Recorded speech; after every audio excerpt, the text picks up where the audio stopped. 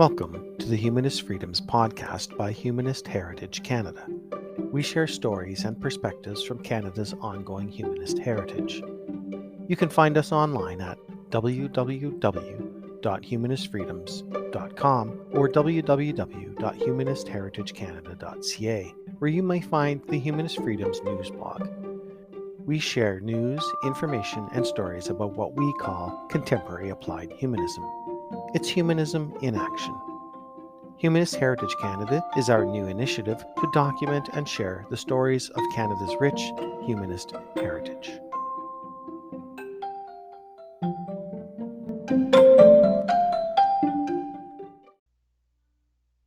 Three, a moment of truth. The function of poetry in the age of science. What could be more appropriate than to start an inquiry into the function of poetry at an Imagine No God conference with a quote from the Romantic poet Percy B. Shelley, who, as a student, was expelled from Oxford for writing and publishing a pamphlet entitled The Necessity of Atheism in 1811. As an adult, he married Mary Wollstonecraft, whose mother authored what is perhaps the first feminist manifesto in the world, a vindication of the rights of women, in 1792. On these two counts alone, Shelley would feel quite comfortable among us humanists today. In 1821, he wrote a spirited defense of poetry published in 1840, in response to a witty, tongue-in-cheek attack on the poets and poetry by his friend and fellow poet, Thomas Love Peacock. In his essay, 4 Ages of Poetry, published anonymously in 1820, Peacock takes the poets of his Age of Brass to task for being semi-barbarians in a civilized community, for writing as if there were no such thing in existence as mathematicians, astronomers, chemists, and the like. He calls them drivellers and mountebanks who do not merit the attention of any reader. Shelley, in his response, offers a view of poetry and poets that is almost diametrically opposed. I can see Peacock and Shelley chuckling over a beer in the local pub as they contrast the dilettantes and incompetence in an art that makes the highest demands on craftsmanship with the serious poets or those who imagine and express the indestructible order of nature. For Shelley, serious poets are not only the authors of language and of music, they are also the institutors of laws and the founders of civil society and the inventors of the arts of life, and the teachers who draw into a certain propinquity with the beautiful and the true that partial appreciation of the agencies of the invisible world which is called religion. Shelley's extravagant claims are not likely to find many supporters among humanists today, who, by and large, prefer to look to scientists as those who imagine and express the indestructible order of nature. I'm going to try and demonstrate that Shelley's view of poets as the unacknowledged legislators of the world is valid as a metaphor. So is Peacock scorning as drivellers and mountebanks those who betray their calling. The two viewpoints describe the perennial differences between incompetence and mastery, mediocrity and genius, that characterize poets and indeed the practitioners of all the arts, even of all human endeavor. Poetry as a verbal art can look back on more than 5,000 years of successful practice in its written form, and in its oral form reaches beyond the Neolithic Revolution 10,000 years ago. Dealing directly with human experience, poetry cannot but respond to the changing social and political circumstances in the evolution of human civilization. In our own time, ironically, precisely when its contributions are most urgently needed, poetry seems to have become redundant, except as a form of entertainment. In the 21st century, poets have become an endangered species. For several years, as editor of Humanist Perspectives, I ran a feature called A Poet's Voice in every issue of the magazine and invited poets to present their work and explain why they wrote poetry. In all the years we published this feature, there was never a single response to it by any of our humanist readers, though we received plenty of letters to the editor on the discursive political contents of each issue. Not surprisingly, Humanist Perspectives dropped A Poet's Voice when I resigned as editor. Humanists are not alone in their indifference to poetry. Where once poetry readings attracted substantial audiences eager to listen to a single poet for an hour or two, today most members of the audience are poets themselves. Poets have become their own audience, and they are lucky if they are allowed to read for more than 10 or 15 minutes at a time. And whereas readings used to take place in auditoria that provide an environment enabling a serious encounter with the subtleties and complexities of a poem, today they occur in bistros and cafes against the background of clattering dishes, the chatter of indifferent patrons, the rumble and roar of traffic outside, and often in between musical numbers of pop music, played at decibels that guarantee early deafness as they beat the mind to a pulp. Fire engines and police sirens are at home in such an environment. Poems are not. All this is but the proverbial tip of the iceberg. The publication of poetry books, where the sale of 500 copies of a collection constitutes a bestseller, faces the same dilemma and confirms the rapidly declining role of poetry in our culture.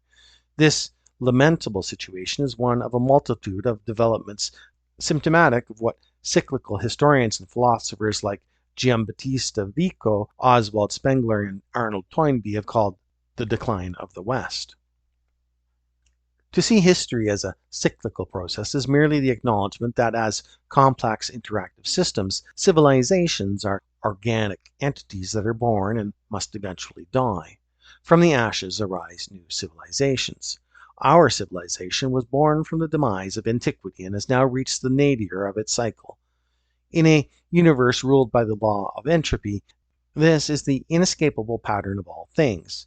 Nations, individuals, species, civilizations all come and go in a chain of endless transformations.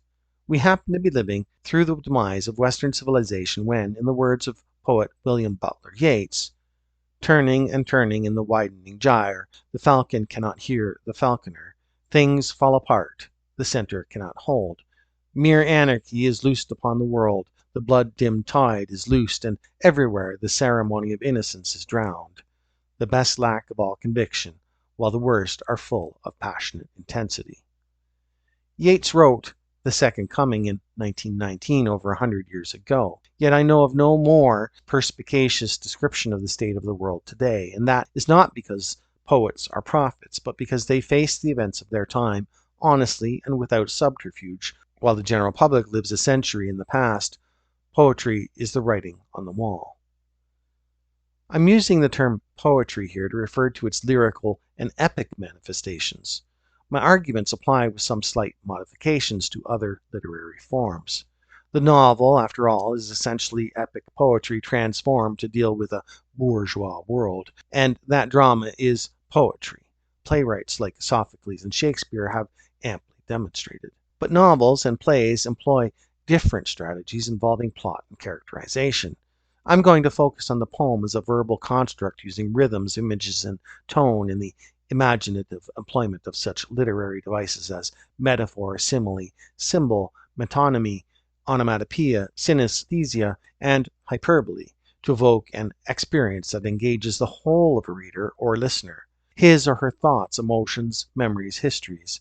As the Welsh poet Dylan Thomas famously put it, poetry is what in a poem makes you laugh, cry, prickle, be silent, makes your toenails twinkle, makes you want to do this or that or nothing, makes you know that you are alone in the unknown world, that your bliss and suffering is forever shared and forever all your own. A few words of a kind, a talk at MIT on March 7th, 1952.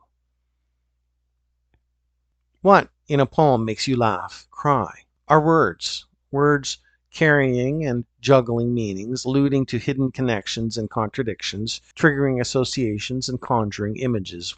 Words arranged in rhythmic patterns that resonate with memories and emotions.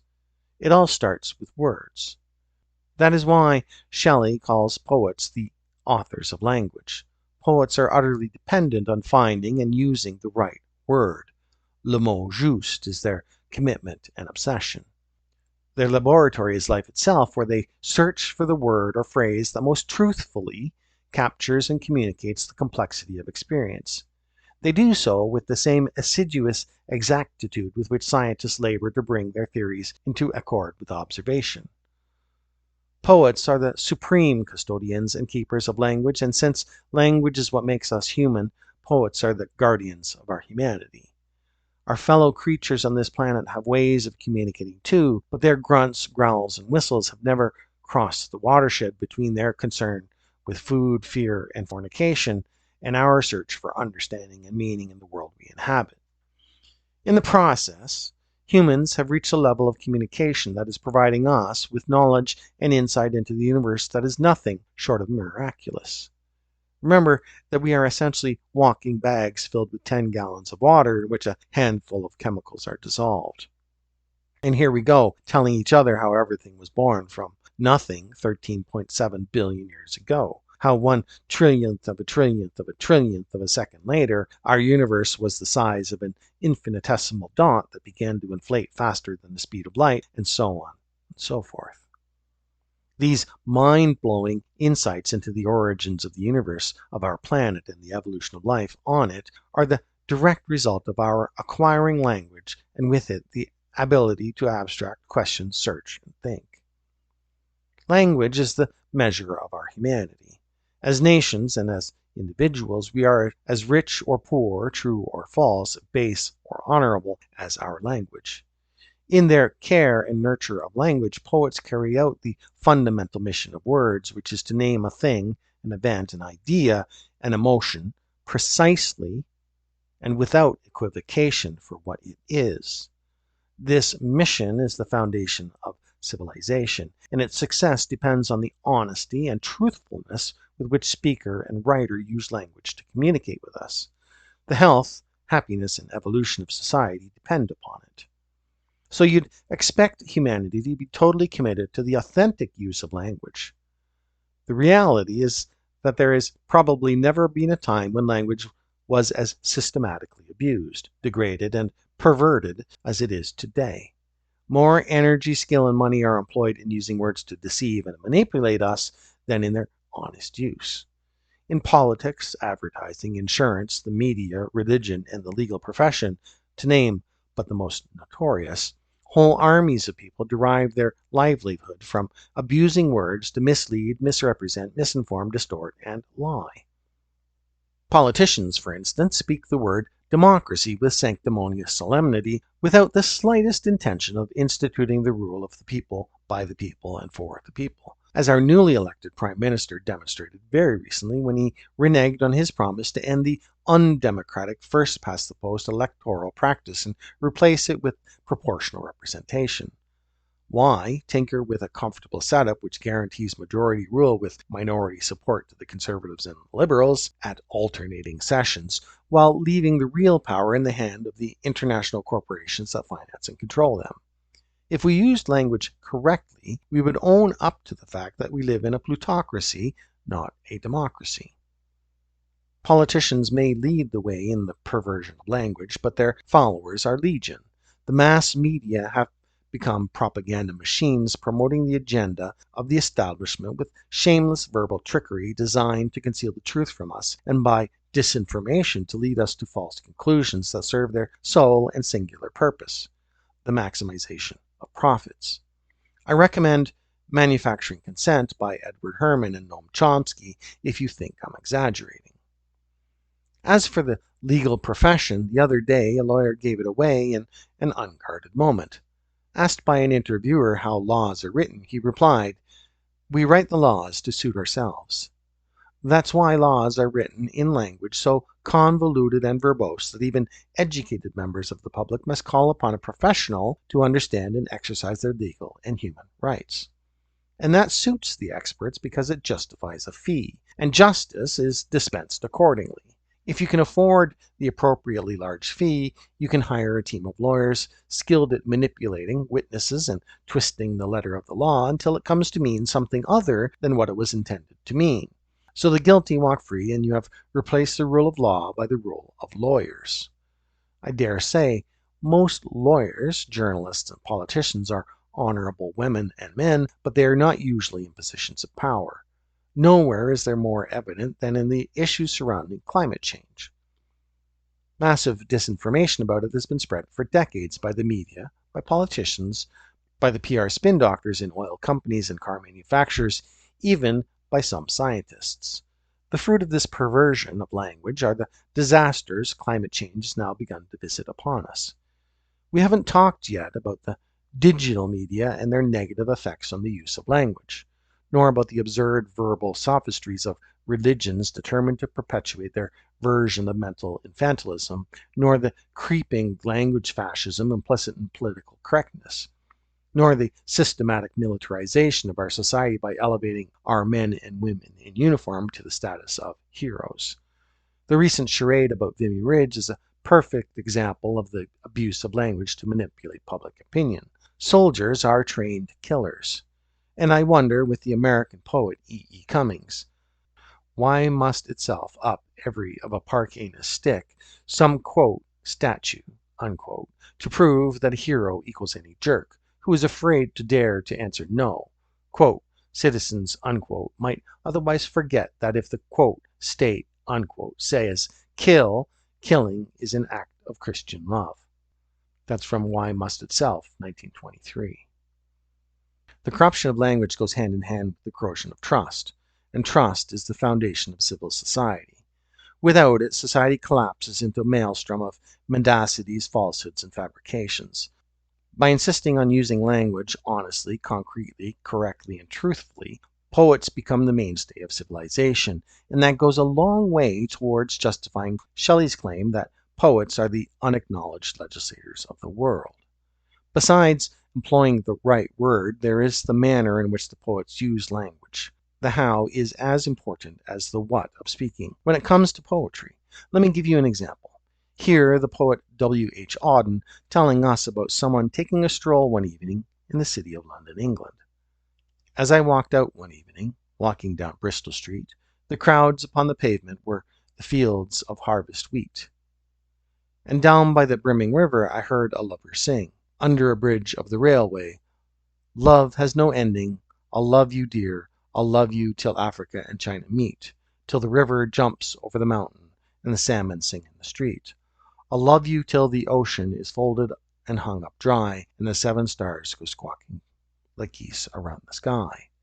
The years shall run like rabbits, for in arms I hold the flower of the ages and the first love of the world. The plain language with which the poem begins belies the experiences to come, but they are foreshadowed in the iambic rhythm of the lines. As I walked out one evening, we hear the walker put one foot ahead of another. Then the startling metaphor of the crowds in the streets as fields of harvest wheat, because we know people are not wheat. The metaphor catapults us into the mind of the person walking down Bristol Street. Fields of harvest wheat suggests fruitfulness, golden light, life-affirming promise. Auden involves readers emotionally in the experience he recounts by inviting them to inject the metaphor with their own personal experience. Thus, they are subtly lured into the seeing the world through the eyes of the poem's protagonist. That's how they come upon the lovers, perhaps exchanging caresses in the shadow of the railway bridge. Again, Auden resorts to metaphor. He hears a lover sing. It's highly unlikely that the lovers in the dark underpass of Bristol Street actually break into song as they fondle and kiss each other. But the metaphor points to what is happening in the innermost hearts of the lovers, the ecstasy of being united in love, and the sense of that love lasting forever. That's why the lover sings, love has no ending, I'll love you till China and Africa meet. Even if Earth's tectonic plates were moving in a way that might reunite Africa and China, the lovers could be sure their love would last a few 100 million years. Auden here uses another powerful poetic device, hyperbole, precisely because such an exaggerated statement is not to be taken literally. The reader's imagination is challenged and they are drawn into the emotions of the lovers, which reach a crescendo in the promise that I'll love you till the ocean is folded and hung up to dry. In this heaven-storming image, we are swept up in the emotion of a universal love on our planet, and we come to feel the yearning for this love to be eternal.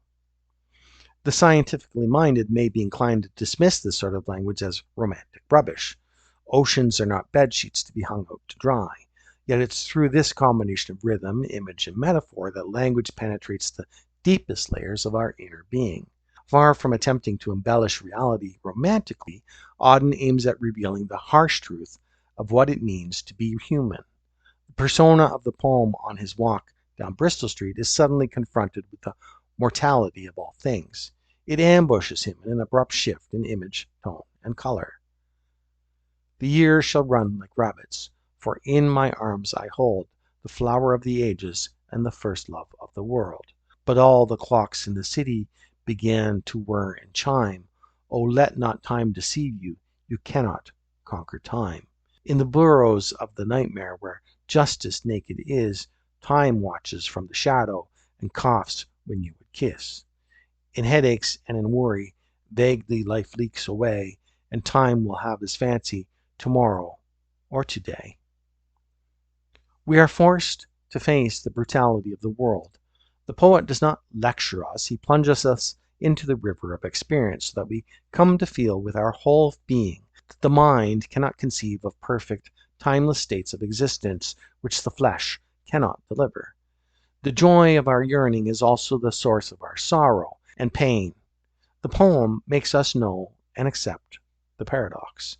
The triumph of the imagination at once intensifies and mitigates the agony of our mortality, and thereby opens a way towards reconciliation. And here it is at the end of the poem. Oh, look, look in the mirror. Oh, look in your distress. Life remains a blessing, although you cannot bless.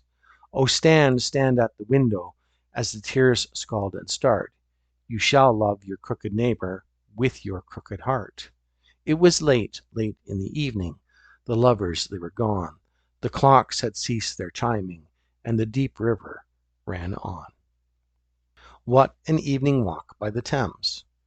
We have traveled the emotional highs and lows of being human, and found solace in knowing that our bliss and suffering is forever shared and forever all our own.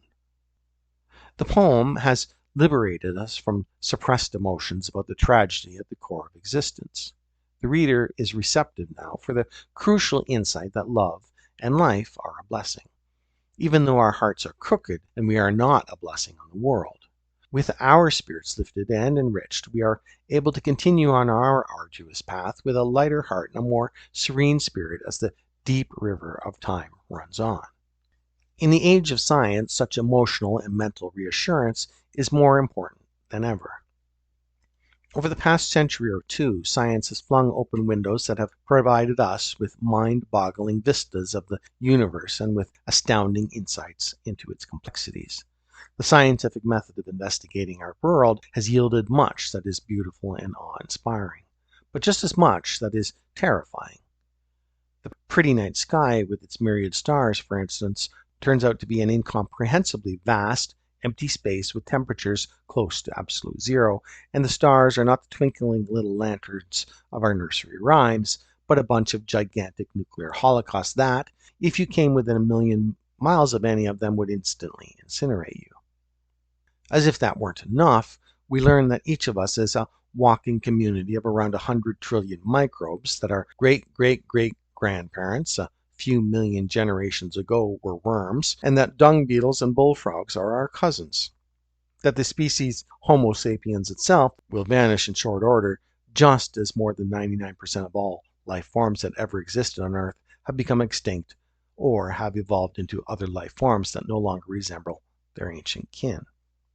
As we walk through the lovely tranquility of an autumnal forest, science tells us we are actually wading through a murderous battlefield where all animals and plants are ready to kill mercilessly in obedience to nature's existential command: eat and be eaten. Our whole planet is a recycling plant. If you had ears to hear, they'd be filled with the cries of the victims, too small for you to see, being crushed and mashed or impaled in their hiding places under the bark of your beautiful maple tree, or speared in the canopy of a passing bird. Nature conducts what Thomas Hobbes called a bellum omnium contra omnes. The wholesale butchery takes place continuously on a speck of dust we call Earth, spinning around one of 100 billion stars, a mediocre one in an odd corner of 100 billion galaxies, all of them flying apart at rapidly increasing speeds, heading for extinction.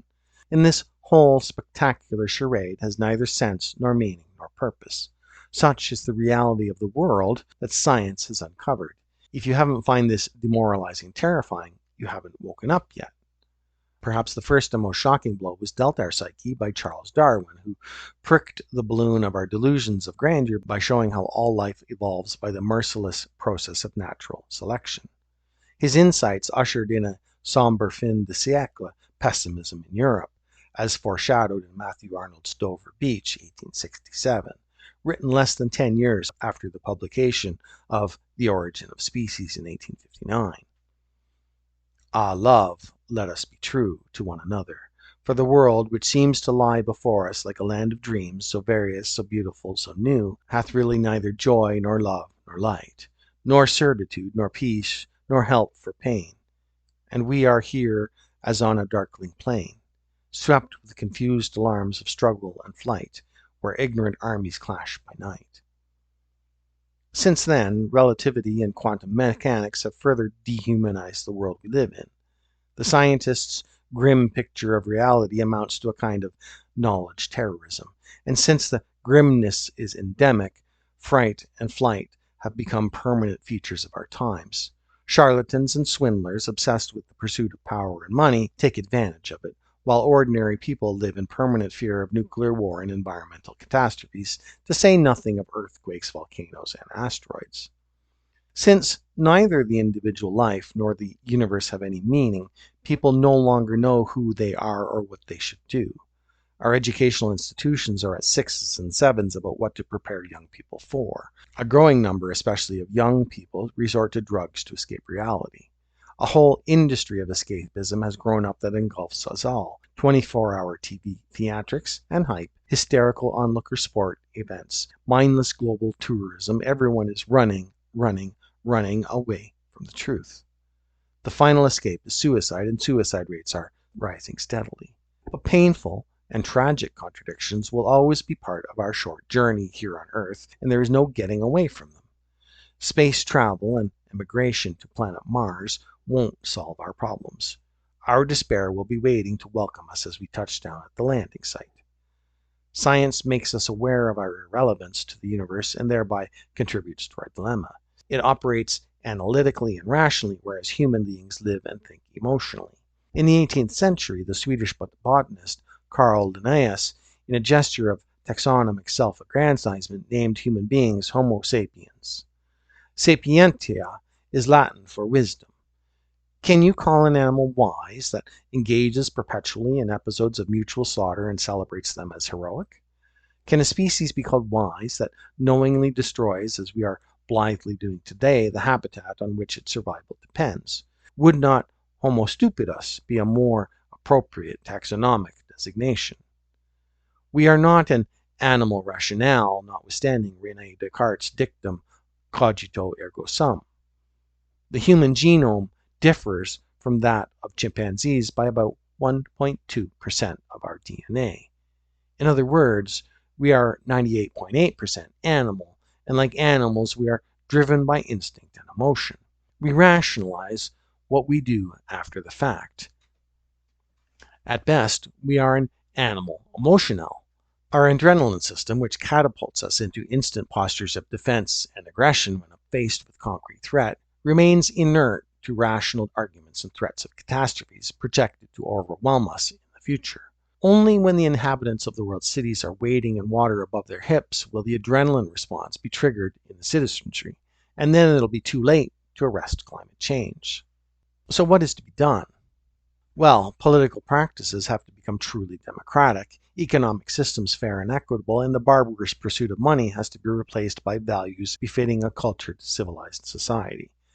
How do we achieve that? There are a growing number of voices around the globe demanding we move in that direction, but for them to reach the critical mass that will tip the scales, we need to move beyond the flight response and conquer our existential angst and hopelessness. We must accept that ultimately reality is beyond our control and learn to incorporate its vastness, complexity, incomprehensibility, and indifference in our lives. Reconciliation with the brutal facts of the universe and recovery of hope in the face of them cannot be accomplished with the theories and arguments alone. This is why we need poetry.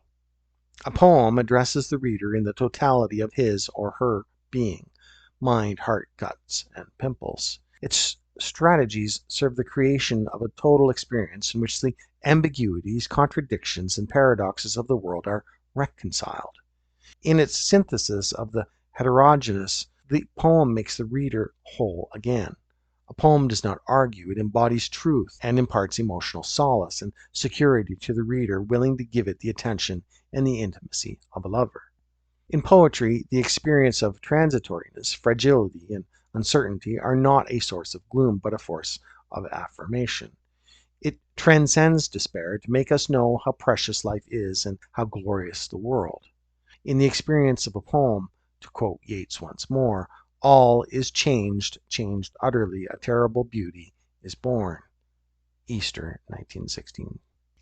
It is similar to a near-death experience from which people often emerge with a heightened sense of the joys and splendors of existence.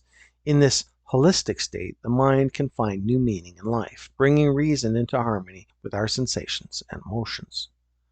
Poetry cannot save humanity.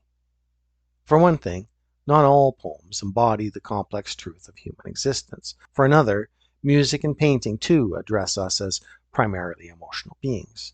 All the arts offer us the experience of a world both glorious and sorrowful, meaningless and fulfilling.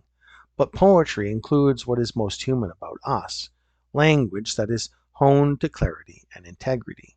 A society that neglects and degrades poetry will inevitably plunge into a state of chaos and despair because the irresolvable contradictions of the world will overwhelm its people. Once upon a time, religion enabled people to endure and be reconciled to the miseries of life. It did so by engaging the arts and promoting its dogma. Imagine a family of illiterate peasants in the Middle Ages leaving their gloomy and stinking straw-thatched cottage, often shared with cows and pigs, to attend church on a Sunday morning.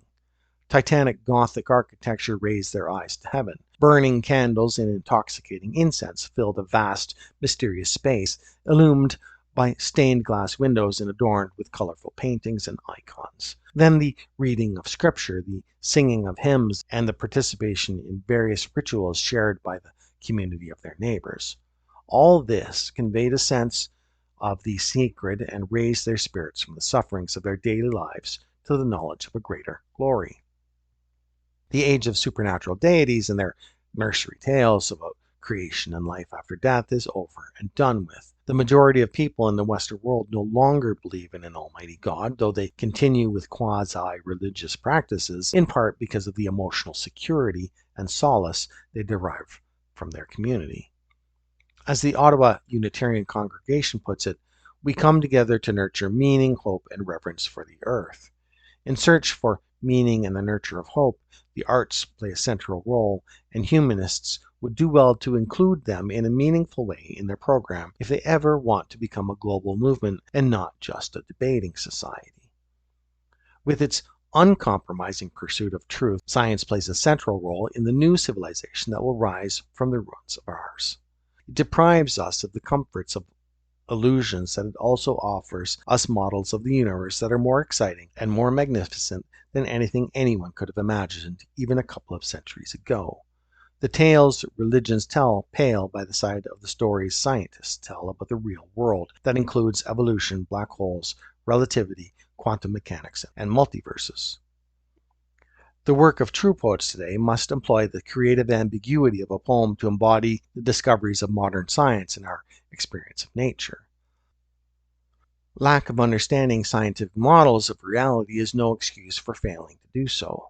In recent decades, a number of distinguished scientists have made it their business to communicate the advances in their fields to us amateurs at a level that respects both the integrity of their disciplines and the intelligence of their readers. Their dedication and enthusiasm have made it possible for us to join them in their imaginative pursuit of the secrets of the world. We are indeed fortunate to have two of them with us today and tomorrow, Richard Dawkins and Lawrence Krauss, and we're all looking forward to what they are going to share with us. When they do, they will no doubt borrow some of the strategies poets use. Much scientific calculation is of such enormity that the imagination can grasp it only in a simile. When Richard Dawkins, who speaks of the poetic magic of reality in one of his books, The Magic of Reality, explains that if we imagine the proton nucleus of the crystal diamond atom to be a soccer ball, the electrons circling at a distance of several kilometers are smaller than gnats, and the nucleus of the nearest neighbor's atom is 15 kilometers away, we begin to get a sense of what the scientist means by empty space. There is a profound kinship between scientists and poets in their attempts to understand reality. Starting in the imagination, both pursue a different but legitimate path of knowing. Scientists, like poets, start their research by asking what if, followed by an imagined proposition. What would happen to light if space-time were curved, for instance? From there, they develop a hypothesis they then put to the test of experimentation and observation before it is accepted as true. We need to be circumspect with the word truth.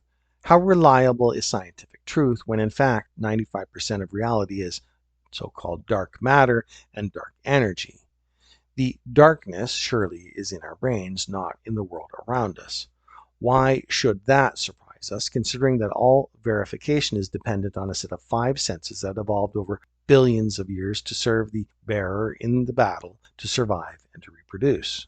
Einstein himself compared the scientist to a man trying to understand the mechanisms of a closed watch. He may never be quite sure his picture of the inner workings of the watch is the only one which could explain his observations, because he will never be able to compare his picture with the real mechanism. Infeld and Einstein, The Evolution of Physics, page 31. To be sure, the scientific method in which reason aligns itself with experiment and observation is the only way we know to formulate verifiable explanations of natural phenomena. Uncertain as we shall remain, something fundamental in our scientific theories must be correct for us to have achieved the spectacular feat of landing the Shoemaker space probe on the asteroid 433 Eros in 2001, as it was hurtling through interstellar space at 25 kilometers per second, about 50 million kilometers distant from Earth. Our technological advances have now made it reasonable to imagine a future human civilization in which most of our dreams come true.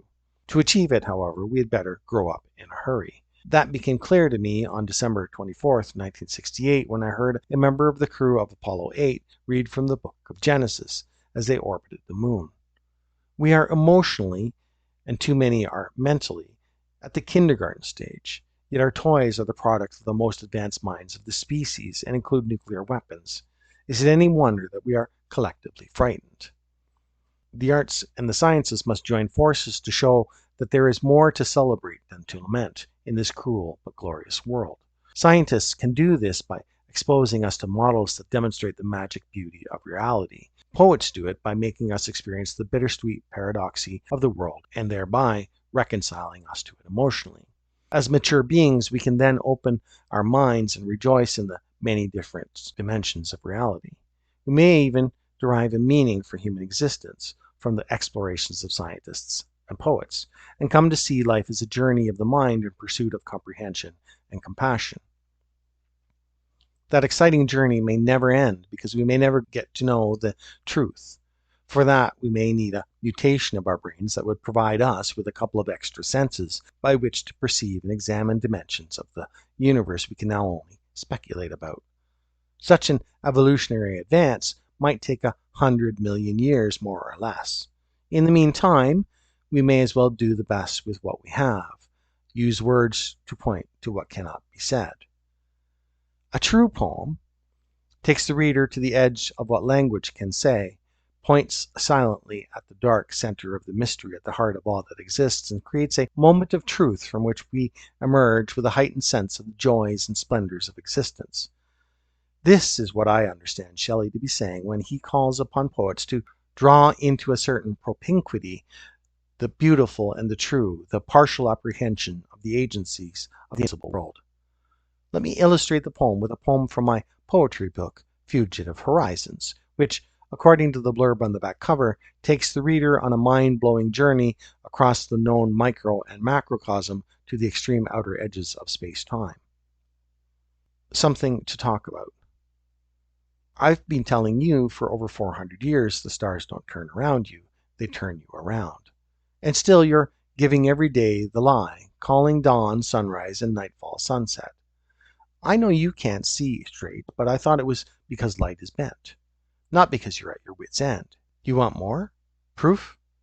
Thank your lucky stars you don't feel the headwind as you're spun around this topsy-turvy stelly carousel. At a gigantic speed of well over 500,000 miles per hour, it'd blow you away. Then you'd have something to talk about. Enjoy a walk in the forest instead. Smell the cedars, listen to the waxwings and warblers, watch the deer, touch the moss. You're moving in at least 4 different directions at once. One of them will take you right back to where you started. A talk given at the Humanist Imagine 7 retreat in Toronto, June 2nd, 2017. Should you wish to obtain a copy of Henry Beissel's Catastrophic Glory, you can inquire at humanistfreedoms@gmail.com, and we'll be happy to pass your inquiry along.